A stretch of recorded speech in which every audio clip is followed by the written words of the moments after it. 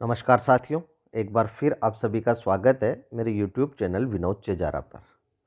साथियों, आज के इस वीडियो में हम जानेंगे कि द्वितीय छमाही शिक्षक मूल्यांकन प्रपत्र टेफ जो कि हमें 1 जुलाई 2021 से 31 दिसंबर 2021 की समयावधि का भरना है। ये हमें कैसे भरना है, किन बातों का ध्यान रखना है और कौन कौन सी जो ट्रेनिंग है वो हमें भरनी है।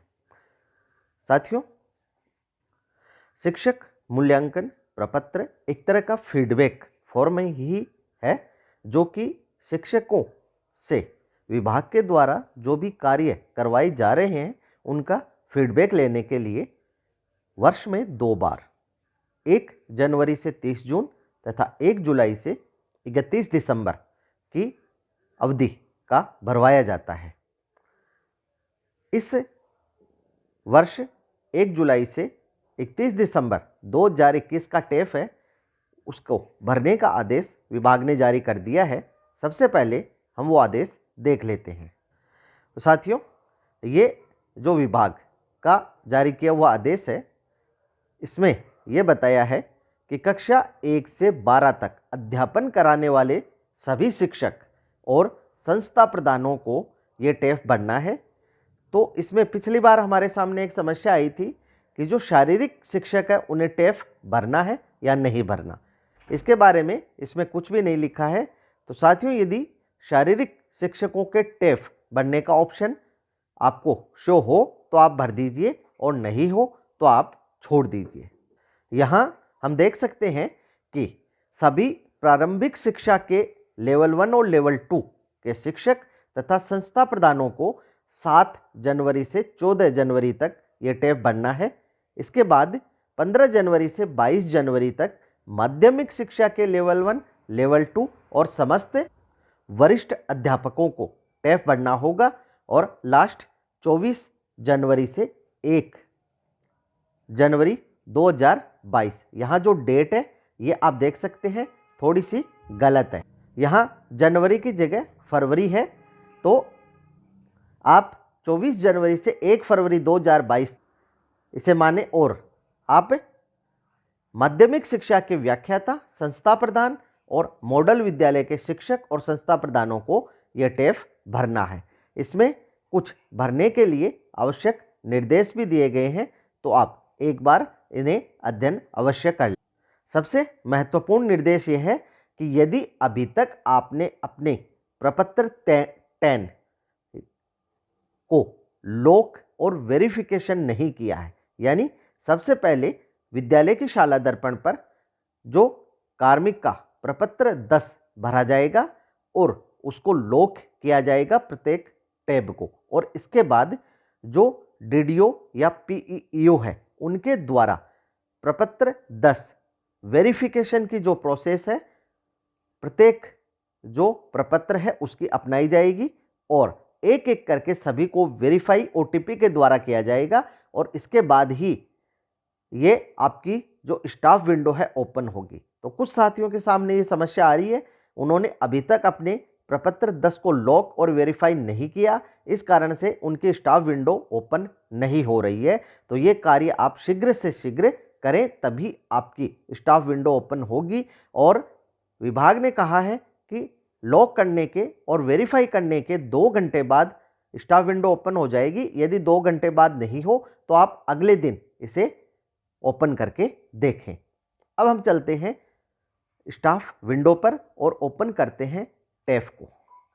गूगल आईडी, पासवर्ड और कैप्चा फिल कर हमने लॉगिन कर लिया है।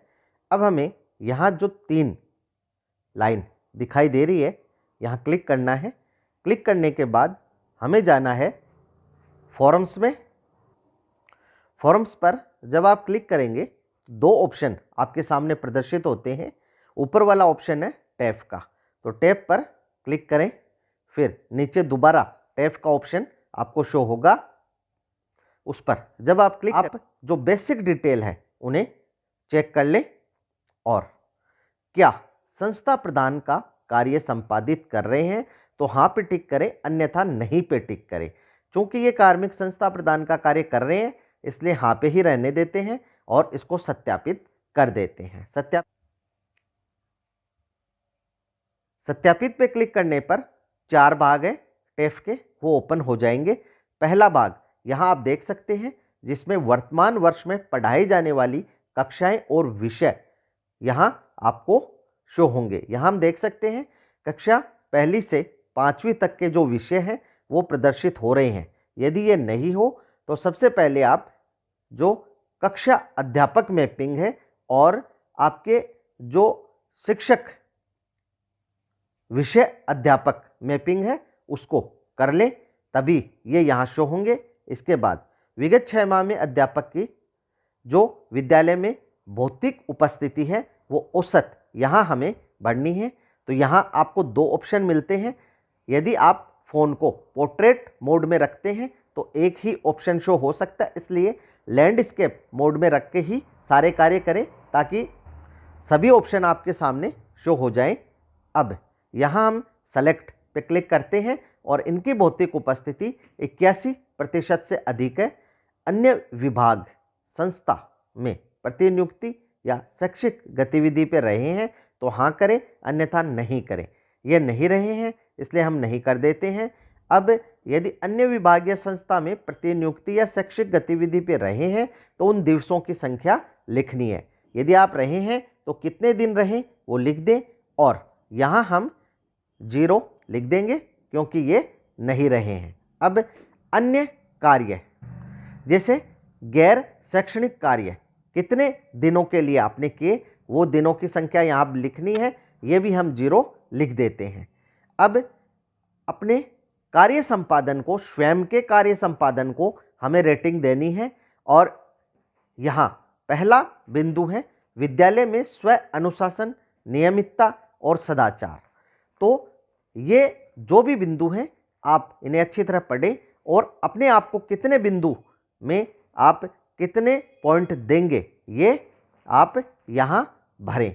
अब यहाँ आप ऊपर देख सकते हैं कि यदि आप अपने आप को औसत से कम मानते हैं तो 1 नंबर दें, यदि आप इन बिंदुओं में अपने आप को औसत मानते हैं तो 2 नंबर, यदि आप अच्छा मानते हैं तो 3, यदि आप बहुत अच्छा मानते हैं तो 4 और यदि आप अपने आप को उत्कृष्ट मानते हैं तो 5 नंबर भरें। ये हम फिल कर लेते हैं। साथियों ये बिंदु हमने भर दिए हैं। अब आप यहाँ देख सकते हैं ये हेडिंग है शिक्षक द्वारा स्वमूल्यांकन। आगे के जो बिंदु हैं वो हाइड है, ये आपके संस्था प्रधान या जो नियंत्रण अधिकारी है आपके इन बिंदुओं में आपको कितने पॉइंट देते हैं वो यहाँ फिल करेंगे। जब आप देखेंगे कि नीचे अगला जो ऑप्शन है शिक्षक या संस्था प्रधान के उक्त निष्पादन सूचनों के आधार पर संस्था प्रधान या सीबीओ द्वारा शिक्षक संस्था प्रधान को दी गई ग्रेड, आपने जो ऊपर बिंदु में पॉइंट दिए हैं उनका कुल योग कितना है वो यहाँ आ जाएगा। अभी आप देख सकते हैं कि यहाँ योग शो नहीं कर रहा है। योग जब आप इसको नीचे सेव एंड नेक्स्ट करेंगे तब शो करने लग जाएगा। ये नीचे के दोनों ही बिंदु आपको नहीं भरने हैं, ये आपके जो नियंत्रण अधिकारी या संस्था प्रधान है वो भरेंगे। हमने ऊपर वाले जो बिंदु हैं वो भर दिए हैं। अब हम इसको सेव एंड नेक्स्ट कर देते हैं, लेकिन सेव एंड नेक्स्ट आप ध्यानपूर्वक करें। यदि आपने इस लाल टैब को दबा दिया तो ये फाइनल डाटा लॉक हो जाएगा और अब आप इसके आगे के जो फॉर्म है वो भर नहीं पाएंगे। तो इसके लिए आपको फिर अपने संस्था प्रधान या पीईओ से टैब को अनलॉक करवाना होगा। तो ये गलती नहीं करें और सावधानीपूर्वक सेव एंड नेक्स्ट करें। हम सेव एंड नेक्स्ट पे क्लिक करते हैं और डाटा सेव्ड सक्सेसफुली का मैसेज हमारे सामने आ जाता है।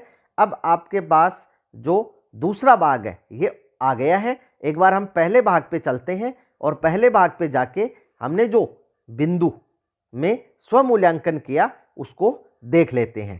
तो यहाँ आप देखेंगे अभी आपका जो टोटल है यहाँ शो नहीं होगा लेकिन आपके जो टोटल के अनुसार ग्रेड बन रही है वो यहाँ एक ई ग्रेड बन रही है। ये अभी आप इस पे ध्यान मत दें, क्योंकि जब आपके संस्था प्रधान आपको बिंदु देंगे उसके आधार पे ये ग्रेड डिसाइड होगी कि कौन सी होगी, और फिर ये ऑटो ही इस पे शिफ्ट हो जाएगी।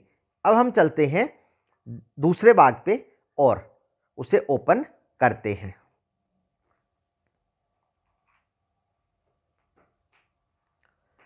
दूसरा भाग है वो आप देख सकते हैं कि शिक्षक के द्वारा शिक्षण कार्य को बेहतर बनाने में महसूस की जाने वाली चुनौतियां और किन्हीं 3 बेहद कठिन चुनौतियों को आपको घटते क्रम में वरीयता देनी है।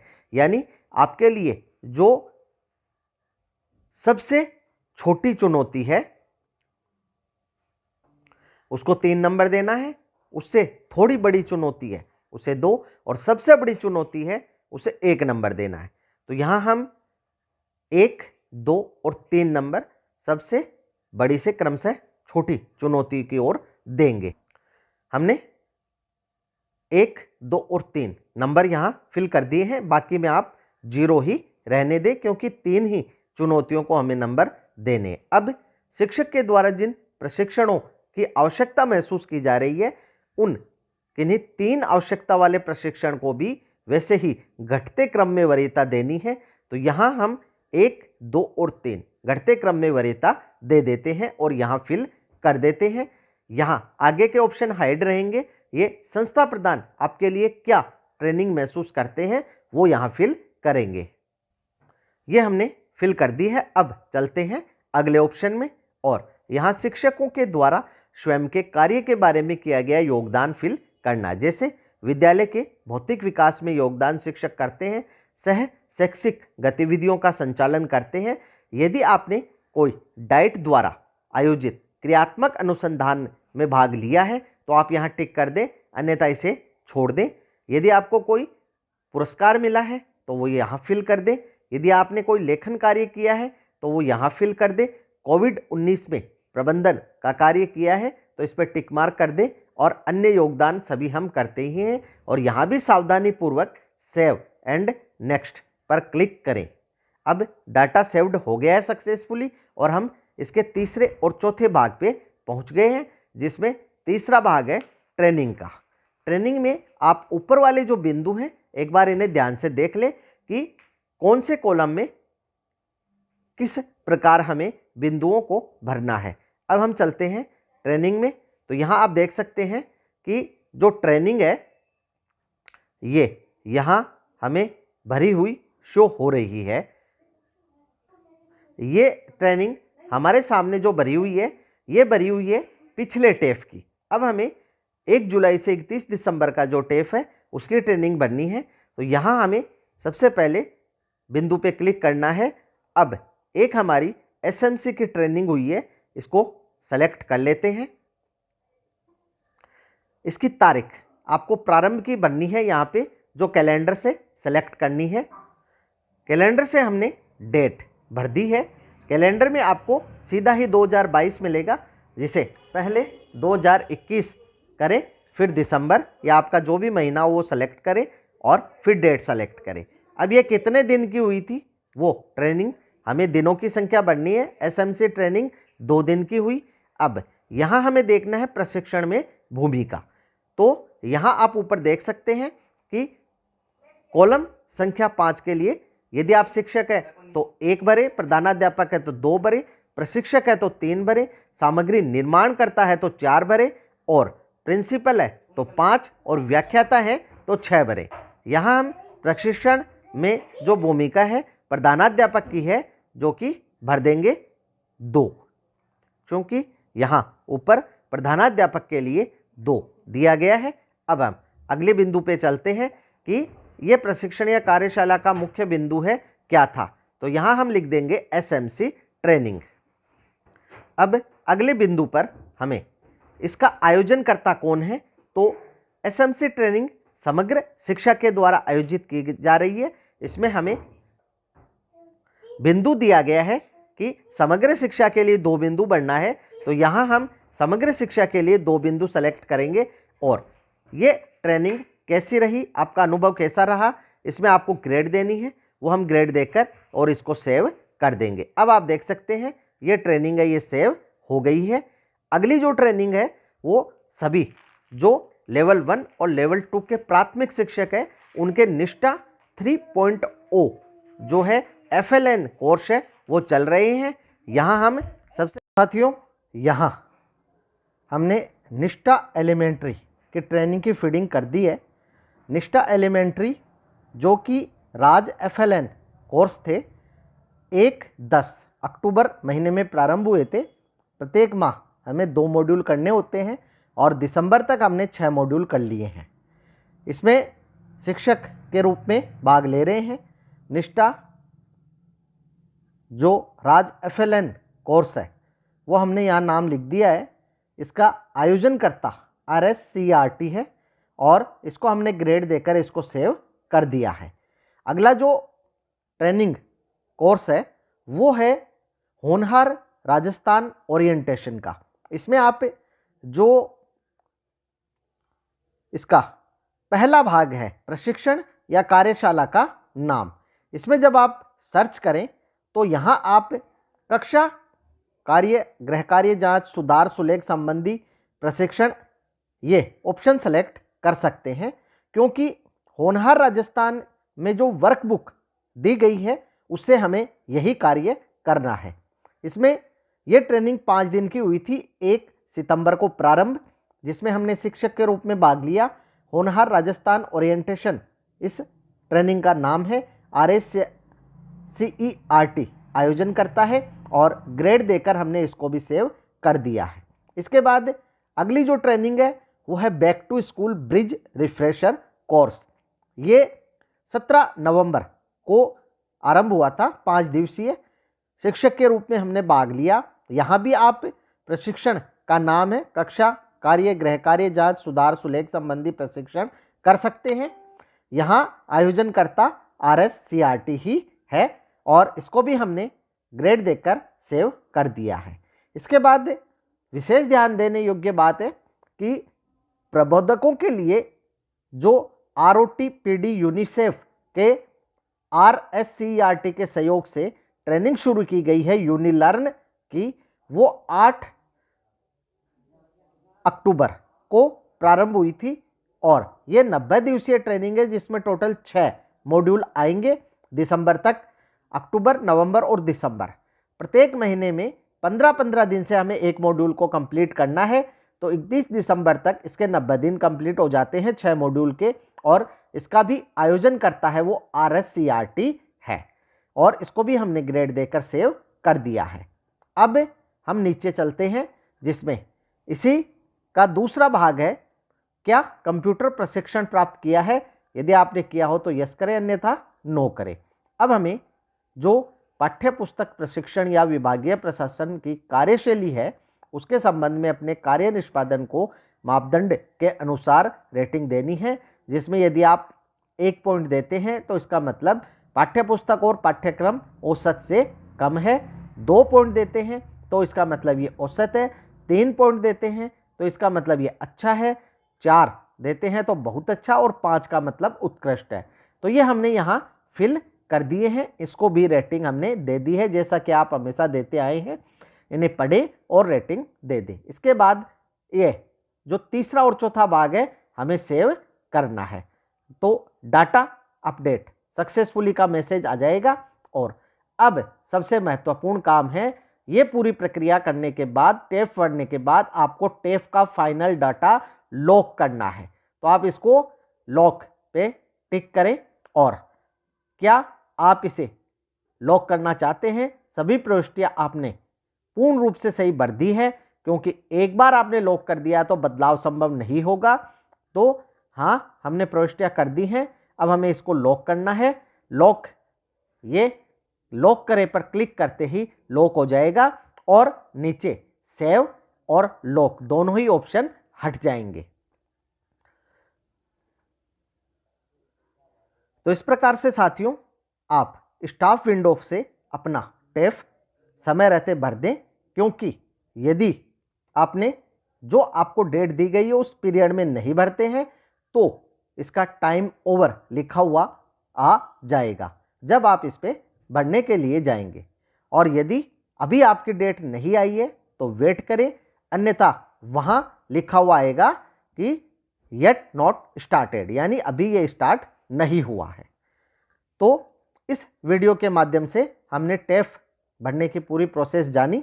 फिर भी यदि आपके कोई समस्या हो तो कमेंट बॉक्स में कमेंट अवश्य करें, आपकी समस्या का निश्चित ही समाधान किया जाएगा। वीडियो यदि आपको अच्छा लगे तो लाइक, शेयर और सब्सक्राइब करें, बेल आइकॉन को टिक करें ताकि नई वीडियो के जो नोटिफिकेशन है वो आपको तुरंत मिल सके। इसी के साथ आप सभी का बहुत बहुत धन्यवाद और मिलेंगे अगले वीडियो में।